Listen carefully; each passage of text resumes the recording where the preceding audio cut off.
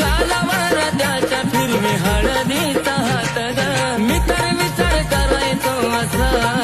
माझ्यासाठी घरच्यांशी लढली असशील मी तर विचार करायचो असा